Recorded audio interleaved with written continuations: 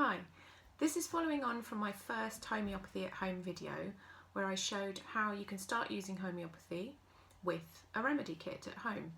In this video I'm going to give you a few tips on how to choose the right remedy. So sometimes choosing a remedy is really simple and clear, especially in first aid situations. For example, if you look in your kit guide under bruises, it has just two remedies listed. It's got arnica for soft tissue bruises and bellis perennis for deep tissue bruises. So then your choice is clear. You choose either arnica or bellis perennis. But most of the time, each person has their own individual symptoms in whatever illness they have. So, for example, 5 people who have a cold may all have different symptoms. One may have a runny nose, one may have a sore throat, another may have a headache, one of them might be thirsty, one freezing cold, one hot, and so on. So in homeopathy, you have to match the symptoms of the individual to the pattern of the remedy. And each of those people, each of those 5 people with a cold, may need a different remedy. So my top tip is to write down the symptoms of the person who needs the remedy before you start looking in your guide. Otherwise it can get quite confusing. You can think, oh yes, well maybe it's this remedy, or maybe it's that one, or yes, they're a bit like this, but not quite like that.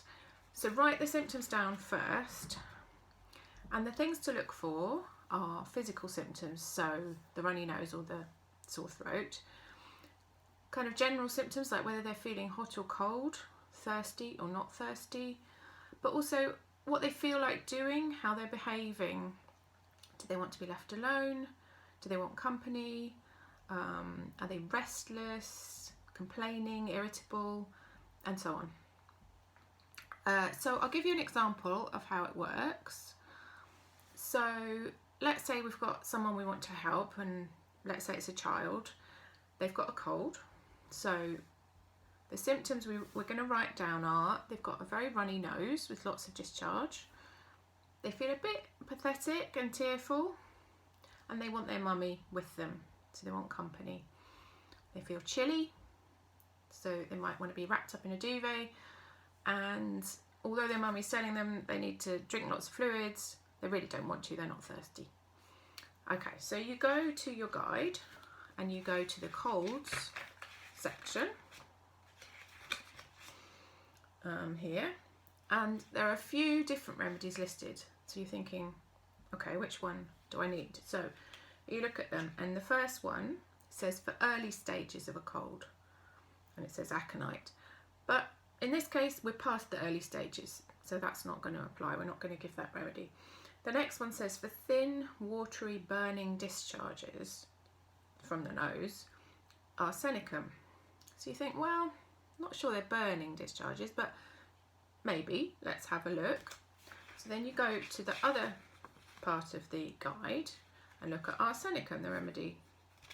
It's mentioned, and it says the patient doesn't want to be left alone. Yes. They've got discharges. Yes. They're chilly. Yes. And then it says they're thirsty. So no, because we know that this person doesn't want to drink. They're not thirsty. Okay, so we go back to the cold section and we see the next remedy listed is pulsatilla. So we look up that one, and it says tearful. Yes. They want company and children are clingy. Yes. They're thirstless. Yes.